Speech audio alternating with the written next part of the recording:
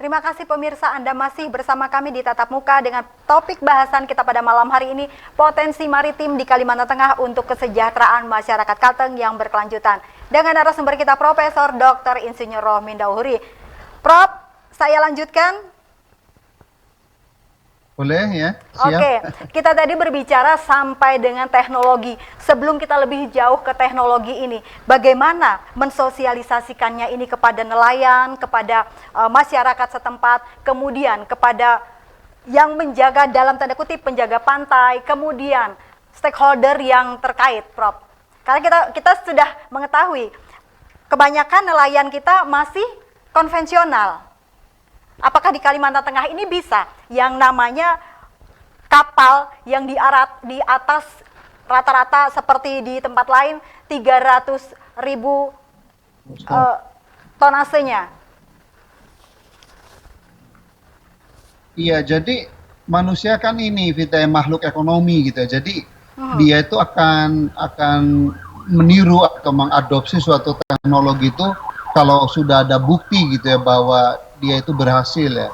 Jadi supaya masyarakat Kalteng itu terutama generasi mudanya mau terjun ya, menggumuli atau mendayagunakan ekonomi kelautan atau maritim, maka Pak Gubernur, Pak Bupati, Wali Kota harus membangun model-model atau contoh-contoh yang berhasil itu artinya menguntungkan ya, kemudian mensejahterakan ya, baik di sektor perikanan tangkap, sektor perikanan budidaya, ya, kemudian industri pengolahan, perdagangan, dan seterusnya. Jadi kalau kita pemerintah dan swasta besar bisa membuktikan ya, membangun proyek-proyek atau usaha-usaha yang menguntungkan dan mensejahterakan, saya dapat pastikan itu merupakan sosialisasi yang paling efektif kita ya. Karena kalau hanya melalui iklan ya, baik melalui TV, medsos segala macam tanpa bukti konkret itu orang bertanya-tanya apa benar nih gitu kan. Lah yang menjadi role modelnya, Prof, yang menjadi role modelnya, adakah untuk Kalimantan Tengah sendiri Profesor melihat itu yang menjadi role model bagi nelayan ini?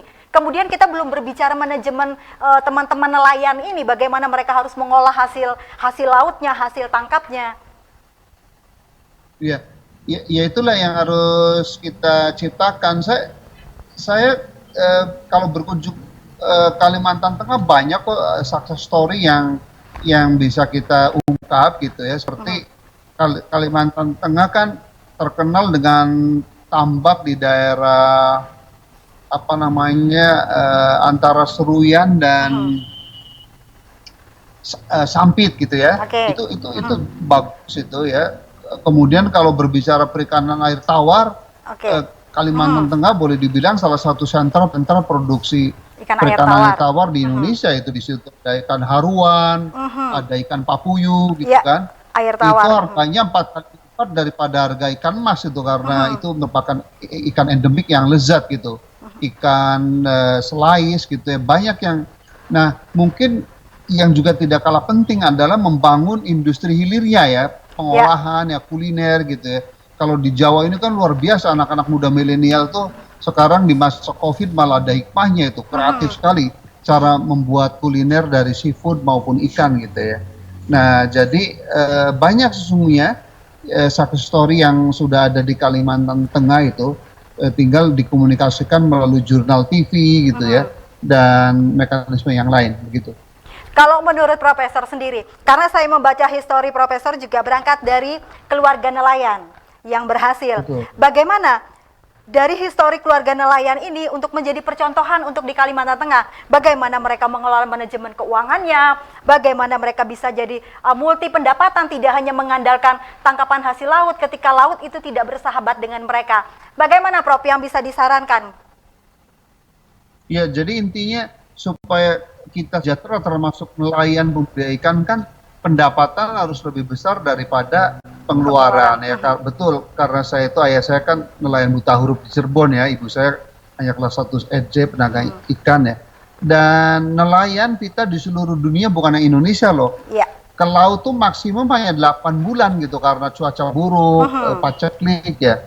Nah, maka nelayan dibantu oleh pemerintah itu harus punya mata pencarian substitusi pada saat tidak mampu melaut karena cuaca buruk maupun nggak ada ikan. Mata pencarian substitusi apa ya? Misalnya budidaya rumput laut, budidaya ikan kakap. Ini menarik loh. Kalimantan Tengah itu kan sebenarnya habitat aslinya baramundi atau ikan kakap. Ya. Itu kan harganya cukup mahal, 40-50 ribu per kilogram ya. Jadi saya melihat itu masih jarang itu budidaya ikan kakap dengan keramba jaring apung di pesisir ya, di mulut-mulut sungai, karena Seruyan Kalimantan Tengah kan memiliki 11 sungai besar dan 30-an sungai-sungai kecil gitu ya. Jadi memang daerah perairan ya yang masih menurut saya underutilized ya. Pemanfaatannya hampir nggak ada tuh. Kalau kita itu misalnya ke China, ke Shenzhen, ke Dalian, bahkan dekat Shanghai itu di Wuhan, saya pernah 2 minggu diundang ngasih kuliah di University of Wuhan itu, wah semua perairannya itu baik sungai gitu ya, kemudian danau itu dimanfaatkan untuk budidaya perikanan gitu ya.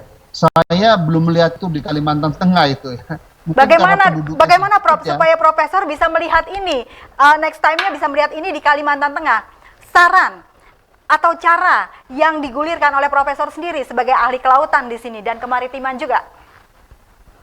Nah kebetulan Bapak Gubernur Pak Sugianto tuh udah lama itu, udah 2 bulan yang lalu sebelum COVID tuh ngundang saya, itu tiba-tiba COVID ya, jadi belum saya ke sana itu. Nanti insya Allah kalau udah selesai COVID ya, saya akan tandem bekerja sama dengan Pak Gubernur ya, untuk membangun usaha-usaha di bidang kemaritiman, kelautan, perikanan, baik yang ada di perairan laut, kemudian di perairan payo atau tambak, maupun di perairan tawar, sungai, danau, dan seterusnya gitu ya.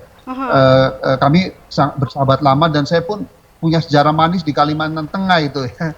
Karena dulu saya waktu setiap diundang ke sana tuh diajak badminton oleh Pak Gubernur dulu itu. Kemudian saya pun salah satu ketua tim dulu di analisis untuk lahan gambut 1 juta hektar tuh Vita. Walaupun kalau kami IPB waktu itu menyarankan hanya 100.000 hektar ya, tetapi pemerintah Orde Baru kan memaksakan 1 juta hektar ya. Jadi untuk pengembangan tanaman pangan kan sebenarnya secara agronomi relatif mudah tuh, yaitu jangan pernah membuka lahan gambut yang ketebalan gambutnya lebih dari 1 meter untuk tanaman pangan itu. Dan berdasarkan penelitian IPB waktu itu tahun 90-an itu, lahan dengan ketebalan gambut kurang dari 1 meter tuh di daerah itu hanya 100.000, tapi Pak Harto kan dulu memaksakan kita kan 1 juta. Hektar, ya, 1 juta jadi hektar. singkat kita, laporan kita tuh tetap 100.000, versi pemerintah 1 juta gitu. Jadi yang benar kita IPB kan, bukan pemerintah waktu itu. Jadi apa namanya, saya punya keterkaitan batin yang begitu dalam dengan Kalimantan Tengah karena banyak prestasi dan sejarah hidup saya bermula dari Kalimantan Tengah. Dulu waktu saya jadi menteri, saya bersama almarhum Pak Samsul Muarif, Menteri Kominfo, datang ke Kalimantan Tengah loh, mencanangkan bahwa Kalimantan Tengah sebagai sentra produksi perikanan Indonesia, terutama untuk air payo, kunjung lagi ke Kalteng. Terakhir saya ke Seruyan itu tahun 2017 gitu ya, meneliti untuk tambak, untuk membangun pelabuhan ya. Waktu itu bupatinya Pak Darwan Ali ya, gitu ya. Insya Allah berdoa aja supaya COVID-nya selesai cepat ya, dengan kehendak Allah. Maka nanti saya akan mendesain pembangunan kemaritiman, kelautan, perikanan dengan Pak Gubernur Sugianto, kemudian dengan network saya di pemerintah pusat juga akan mendatangkan dana APBN gitu, dan investor-investor yang baik gitu, karena kalau mengandalkan APBD aja itu nggak mungkin cukup. APBD Kalteng itu kecil ya. Jadi kita harus mendatangkan dana APBN dan juga pengusaha-pengusaha yang baik, yang nasionalis, mau berinvestasi membangun industri hulu sampai hilir gitu ya, bukan hanya diproduksi tapi juga ada industri pengolahan sampai ke jaringan pemasaran.